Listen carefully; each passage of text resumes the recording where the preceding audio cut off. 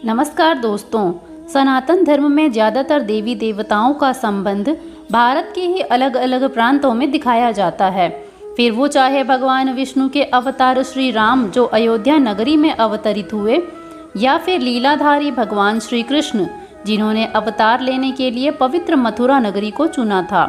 यहाँ तक कि भगवान नीलकंठ का अवतार संकट मोचन हनुमान और स्वयं परशुराम भगवान ने प्राचीन भारत की भूमि पर ही आखिर क्यों अवतार लिया था। ऐसे में सबसे बड़ा सवाल यही है कि हिंदू धर्म के लगभग सभी देवी देवता आखिर भारत में ही क्यों अवतरित हुए। आखिर भगवान के अवतार की जानकारी भारत तक ही क्यों सीमित नजर आती है। धरती के दूसरे भूभाग पर कभी हिंदू देवी देवताओं ने क्या अवतार नहीं लिया था? अगर दूसरे भूभाग पर भगवान ने अवतार लिया भी था तो उसका क्या प्रमाण है? इन सभी प्रश्नों का उत्तर आज इस वीडियो के माध्यम से जानेंगे। सबसे पहले हमें प्राचीन भारत के इतिहास पर एक नज़र डालने की ज़रूरत है, जिसका उल्लेख हमारे पौराणिक ग्रंथों में भी मिलता है। महर्षि वेद व्यास के मार्कंडेय पुराण में वर्णन है कि विश्वम एकम कुत्वम, अर्थात पूरी दुनिया एक परिवार है। हमारे सभी सवालों का जवाब भी हमें इस एक शब्द में देखने को मिलता है, क्योंकि जिस भारत को आज हम जानते हैं वो भारत एक समय पूरी दुनिया में फैला हुआ था। हजारों साल पहले भारत की सीमाएं चारों ओर समुद्र से जाकर मिलती थीं। इस पृथ्वी पर जहाँ तक कि भूमि का कोई भाग था उसको भारत का हिस्सा कहा जाता था, जिसको भारत नहीं बल्कि जम्बू द्वीप कहा जाता था। पृथ्वी के सबसे बड़े भूभाग को जम्बू द्वीप कहा है। मार्कंडेय पुराण के अनुसार जम्बू द्वीप का फैलाव उत्तर और दक्षिण के बजाय मध्य के क्षेत्र में ज़्यादा था और उस पहले क्षेत्र को मेरुवर्ष या फिर इलावर्त के नाम से भी जानते थे। मेरुवर्ष में कई हिंदू देवी देवताओं का वास हुआ करता था। मार्कंडेय पुराण की माने तो मेरुवर्ष के पश्चिमी हिस्से में मौजूद हिमालय पर्वत की संख्या पर भगवान ब्रह्मा का वास था, जिसको ब्रह्मपुरी कहा जाता था। इसके अलावा ब्रह्मपुरी के पास 8 शहर थे, जिसमें अलग अलग हिंदू देवी देवताओं का निवास हुआ करता था। इसमें से एक शहर में देवताओं के राजा इंद्र भी निवास करते थे। एक समय में मेरुवर्ष को आर्यावर्त के नाम से भी जाना जाता था।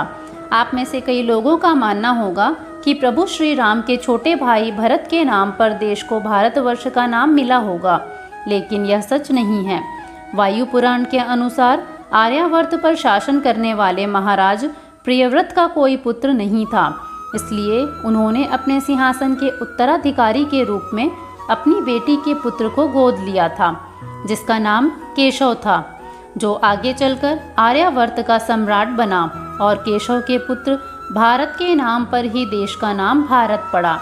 इसके साथ ही कुछ धार्मिक ग्रंथों में यह भी देखने को मिलता है कि कुरु वंश के राजा दुष्यंत के पुत्र भरत के नाम पर ही हमारे देश का नाम भारतवर्ष हुआ था। लेकिन समय बीतने के साथ साथ जम्बू द्वीप का यह भाग कम होता गया और इसकी सीमाएं भी लगातार सिमटकर कम होने लगीं।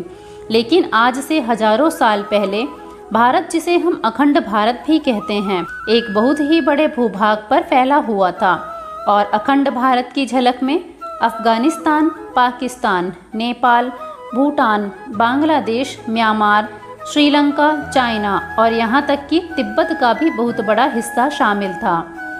हमारे देश के इतने समृद्ध इतिहास के दुनिया भर में फैले होने के कारण ही आज हमें प्राचीन संस्कृति के निशान और हिंदू धर्म से जुड़े देवी देवताओं के मंदिर पूरी दुनिया में देखने को मिलते हैं।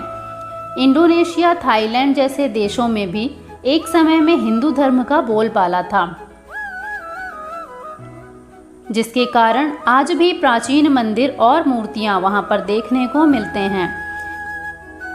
इंडोनेशिया के जावा में प्रम्बनन शिव मंदिर में 240 से ज़्यादा छोटे और बड़े मंदिर देखने को मिलते हैं, जहां आज भी ब्रह्मा विष्णु महेश की मूर्तियों का विधि विधान से पूजन किया जाता है। कहा जाता है कि इस मंदिर का निर्माण 1200 साल पहले किया गया था। इसके साथ ही इंडोनेशिया में तमन सरस्वती मंदिर और सिंधी श्री शिव मंदिर मौजूद हैं। इसके अलावा थाईलैंड ने वरुण देवता को राष्ट्र चिन्ह का रूप दिया है। मैक्सिको में भी कुछ समय पहले भगवान श्री गणेश और माता लक्ष्मी जी की प्राचीन मूर्तियां खुदाई से मिली थीं, जिससे इतना तो साफ है कि मैक्सिको में भी एक समय में हिंदू देवी देवताओं की पूजा अर्चना की जाती थी। वहीं रूस के पोल प्रांत में भी भगवान विष्णु की कई साल पुरानी प्रतिमा मिली थी। कंबोडिया में भी खनन के दौरान हिंदू देवी देवताओं की प्राचीन मूर्तियां मिली हैं। इन सभी देशों में हिंदू धर्म की इतनी मजबूत प्राचीन जड़ों को देखकर हम यह कह सकते हैं कि जब प्राचीन ग्रंथों में हिंदू देवी देवताओं के अवतार की बात होती थी तो उनका मतलब पूरी दुनिया से होता था, न कि आज के भारत से होता था। दोस्तों, आज इस वीडियो में हमने यह जाना कि आखिर क्यों हिंदू देवी देवताओं के अवतार की बात भारतवर्ष में आती है, क्योंकि एक समय पर पूरी दुनिया को ही भारतवर्ष कहा जाता था। इसलिए हमें हिंदू देवी देवताओं का अवतार सिर्फ भारत में ही देखने को मिलता है। ऐसी ही रोचक जानकारियों के लिए जुड़े रहें भारतीय संस्कृति से।